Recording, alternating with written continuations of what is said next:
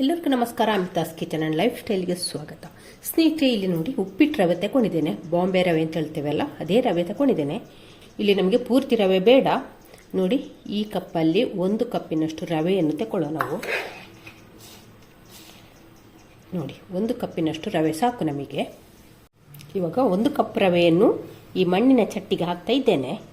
ರವೆ ತಗೊಂಡಂಥ ಕಪ್ಪಲ್ಲಿ ಅರ್ಧ ಕಪ್ಪಿನಷ್ಟು ಗೋಧಿ ಹಿಟ್ಟನ್ನು ಕೂಡ ಹಾಕ್ತಾ ಇದ್ದೇನೆ. ಇವಾಗ ರವೆ ತಗೊಂಡ ಕಪ್ಪಲ್ಲಿ ಅರ್ಧ ಕಪ್ಪಿನಷ್ಟು ಸಕ್ಕರೆಯನ್ನು ತಗೊಂಡಿದ್ದೇನೆ. ಇವಾಗ ಇದನ್ನು ಪೌಡ್ರ್ ಮಾಡಿಕೊಂಡು ಬರುವ. ಇವಾಗ ಇಲ್ಲಿ ಚೆನ್ನಾಗಿ ರವೆ ಮತ್ತು ಗೋಧಿ ಹಿಟ್ಟನ್ನು ಚೆನ್ನಾಗಿ ಮಿಕ್ಸ್ ಮಾಡುವ. ಈಗ ಇದಕ್ಕೆ ಪೌಡ್ರ್ ಮಾಡಿಟ್ಟುಕೊಂಡಂಥ ಸಕ್ಕರೆಯನ್ನು ಹಾಕುವ. ಅರ್ಧ ಕಪ್ ಸಕ್ಕರೆಯನ್ನು ಪೌಡ್ರ್ ಮಾಡಿಕೊಂಡದ್ದು ಅದನ್ನು ಹಾಕಿ ಒಮ್ಮೆ ಚೆನ್ನಾಗಿ ಮಿಕ್ಸ್ ಮಾಡುವ. ಈಗ ಇದಕ್ಕೆ ಒಂದು ಚಿಟಿಕೆ ಉಪ್ಪನ್ನು ಕೂಡ ಹಾಕ್ತಾ ಇದ್ದೇನೆ. ನೆಲಕಡಲೆಯನ್ನು ಹದವಾದ ಉರಿಯಲ್ಲಿ ಇಟ್ಟು ಚೆನ್ನಾಗಿ ಫ್ರೈ ಮಾಡಿಕೊಂಡಿದ್ದೇನೆ. ಫ್ರೈ ಮಾಡಿಕೊಂಡ ನಂತರ ಸಿಪ್ಪೆಯನ್ನು ತೆಗೆದು ಕೈಯಲ್ಲಿ ಇದನ್ನು ನೋಡಿ, ಸಿಪ್ಪೆನೆಲ್ಲ ತೆಗೆಯುವಾಗ 2 ಭಾಗ ಆಗ್ತದೆ. ಮಿಕ್ಸರ್ ಜಾರಿಗೆ ಹಾಕ್ಕೊಳ್ಬೇಡಿ, ಕೈಯಲ್ಲೇ ಹೀಗೆ ಒರೆಸಿಕೊಂಡು ಉಂಟಲ್ಲ, ಎಲ್ಲ ಸಿಪ್ಪೆ ತೆಗೆಯುವಾಗ ಕಡಲೆ ಬೀಜ ಕೂಡ ಎಲ್ಲ 2 ಭಾಗ ಆಗ್ತದೆ. ಜಾಸ್ತಿ ಪೌಡ್ರ್ ಮಾಡಲಿಕ್ಕಿಲ್ಲ. ಇವಾಗ ಇದನ್ನು ಕೂಡ ಹಾಕಿಕೊಳ್ಳುವ. ಒಂದು 2 ಟೇಬಲ್ ಸ್ಪೂನ್ನಷ್ಟು ಕಡಲೆ ಉಂಟು, ಶೇಂಗಾ, ನೆಲಕಡಲೆ ಹಾಕಿ ಒಮ್ಮೆ ಚೆನ್ನಾಗಿ ಒಂದಕ್ಕೊಂದು ಮಿಕ್ಸ್ ಆಗುವ ರೀತಿಯಲ್ಲಿ ಇದನ್ನೊಮ್ಮೆ ಚೆನ್ನಾಗಿ ಮಿಕ್ಸ್ ಮಾಡುವ. ಇವಾಗ ಇಲ್ಲಿ ಕುಟ್ಟಿ ಪೌಡ್ರ್ ಮಾಡಿದಂಥ ಏಲಕ್ಕಿಯನ್ನು ಕೂಡ ಹಾಕ್ತಾ ಇದ್ದೇನೆ. ಹಾಕಿ ಚೆನ್ನಾಗಿ ಮಿಕ್ಸ್ ಮಾಡುವ.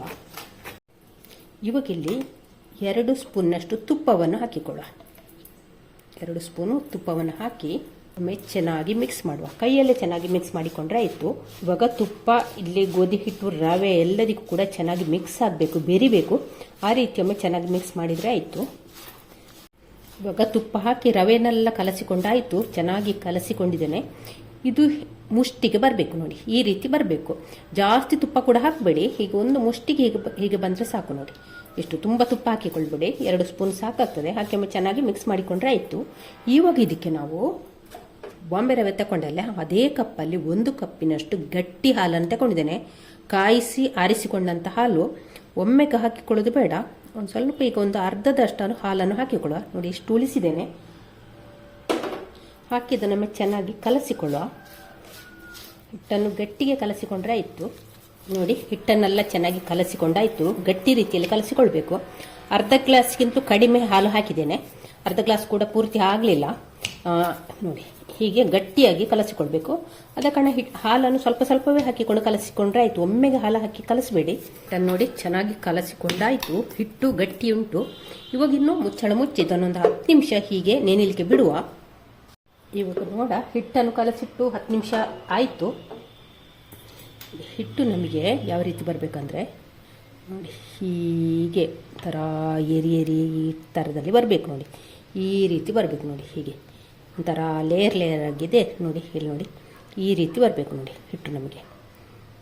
ಈ ರೀತಿ ಬಂದರೆ ನಾವು ಕಲಸಿಟ್ಟುಕೊಂಡಂಥ ಹಿಟ್ಟು ಕರೆಕ್ಟ್ ಆಗಿದೆ ಅಂತ ನಮಗೆ ಅಂದಾಜಾಗ್ತದೆ ನೋಡಿ. ಇವಾಗ ಹೀಗೆ ನಾವು ಒಂದು ಸಣ್ಣ ನೆಲ್ಲಿಕಾಯಿ ಗಾತ್ರದ ಉಂಡೆಯನ್ನಾಗಿ ಮಾಡಿಕೊಡುವ.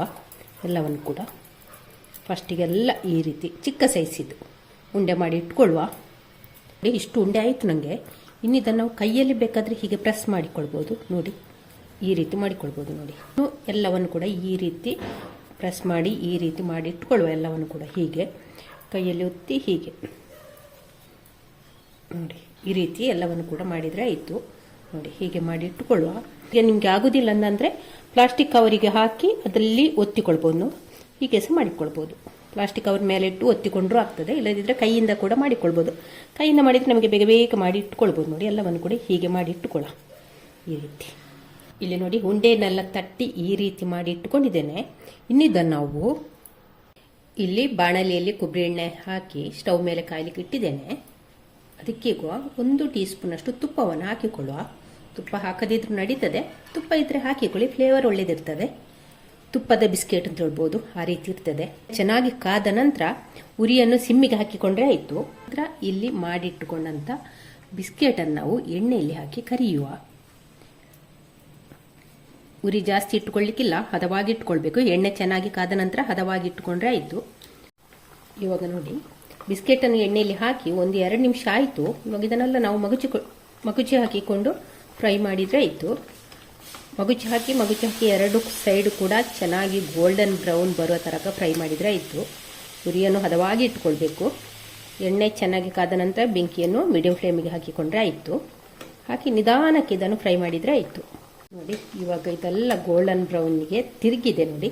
ಕಲರ್ ನೋಡಿ ಎಲ್ಲ ಕೂಡ ಚೆನ್ನಾಗಿ ಒಂದೇ ರೀತಿಯಲ್ಲಿ ಫ್ರೈ ಆಗಿದೆ ನೋಡಿ. ಎರಡು ಸೈಡು ಕೂಡ ನೋಡಿ ಒಂದೇ ರೀತಿಯಲ್ಲಿ ಫ್ರೈ ಆಗಿದೆ ನೋಡಿ ಎಲ್ಲವೂ ಕೂಡ. ಇವಾಗ ಇಷ್ಟಾದರೆ ಸಾಕು, ಈಗ ಜಾಸ್ತಿ ಫ್ರೈ ಮಾಡಿಕೊಳ್ಳೋದು ಬೇಡ. ಇವಾಗ ಇದನ್ನು ನಾವು ತೆಗೆಯುವ. ನೋಡಿ ಹದವಾದ ಉರಿಯಲ್ಲಿ ಫ್ರೈ ಮಾಡಬೇಕು ನೋಡಿ. ಎಲ್ಲವೂ ಕೂಡ ಒಂದೇ ರೀತಿಯಲ್ಲಿ ಫ್ರೈ ಆಗಿದೆ, ಇಷ್ಟೇ ಸಾಕು. ಇದಕ್ಕಿಂತ ಜಾಸ್ತಿ ಫ್ರೈ ಮಾಡಲಿಕ್ಕಿಲ್ಲ, ಹಾಗೆ ಇದಕ್ಕಿಂತ ಕಡಿಮೆ ಕೂಡ ಬೇಡ ನೋಡಿ. ನಿಮಗೆ ಅಂದಾಜಾಗ್ಬೋದಲ್ಲ. ಎಲ್ಲವನ್ನು ಕೂಡ ಇದೇ ರೀತಿ ಫ್ರೈ ಮಾಡಿ ತೆಗೆಯುವ. ಸ್ನೇಹಿತರೆ ನೋಡಿ ನಮ್ಮ ಬಿಸ್ಕೆಟ್ ಎಲ್ಲ ರೆಡಿ ಆಗಿದೆ, ಚೆನ್ನಾಗಿ ಬಂದಿದೆ ಕೂಡ. ಹೊರಗಿಂದ ಕ್ರಿಸ್ಪಿಯಾಗಿ ಒಳಗಿಂದ ಸಾಫ್ಟಾಗಿ ಬಂದಿದೆ. ಇದನ್ನು 1 ತಿಂಗಳ ಕಾಲ ಕೂಡ ಇಟ್ಟುಕೊಂಡು ತಿನ್ಬೋದು. ಟೇಸ್ಟ್ ಮತ್ತು ಟೆಕ್ಸ್ಚರಲ್ಲಿ ವ್ಯತ್ಯಾಸ ಇರುವುದಿಲ್ಲ. ಹಾಗೆ ಸುಲಭವಾಗಿ ಮಾಡುವಂಥ ಒಂದು ಬಿಸ್ಕೆಟು ನೀವು ಮನೆಯಲ್ಲಿ ಒಂದ್ಸಲ ಟ್ರೈ ಮಾಡಿ. ಸುಲಭವಾಗಿ ಮನೆಯಲ್ಲೇ ಮಾಡಿಕೊಳ್ಳುವಂಥ ಹೆಲ್ದಿ ಆದ ಒಂದು ಬಿಸ್ಕೆಟ್. ಮಕ್ಕಳು ಸ್ಕೂಲಿಂದೆಲ್ಲ ಬರುವಾಗ ಇದನ್ನು ಮಾಡಿ ಕೊಡ್ಬೋದು. ಹಾಗೆ ಎಣ್ಣೆ ಕೂಡ ಜಾಸ್ತಿ ಹೀರಿಕೊಳ್ಳೋದಿಲ್ಲ. ಹಾಗೆ ತುಂಬ ದಿವಸ ಇಟ್ಟು ಕೂಡ ಇದನ್ನು ತಿನ್ಬೋದು. ಹಾಗೆ ಈ ವಿಡಿಯೋ ಇಷ್ಟ ಆದರೆ ಪ್ಲೀಸ್ ಒಂದು ಲೈಕ್ ಮಾಡಿ, ಶೇರ್ ಮಾಡಿ. ಚಾನಲ್ಗೆ ಯಾರು ಹೊಸಬ್ರು ಇದ್ದರೆ ಪ್ಲೀಸ್ ಸಬ್ಸ್ಕ್ರೈಬ್ ಮಾಡಿಕೊಂಡು ಚಾನಲನ್ನು ನೋಡಿ. ನಾಳೆ ನಾವು ಹೊಸ ಬ್ಲಾಗ್ ಅಥವಾ ರೆಸಿಪಿಯೊಂದಿಗೆ ಸಿಗೋಣ. ಅಲ್ಲಿವರೆಗೆ take care, bye bye. Thank you ಸ್ನೇಹಿತರೆ.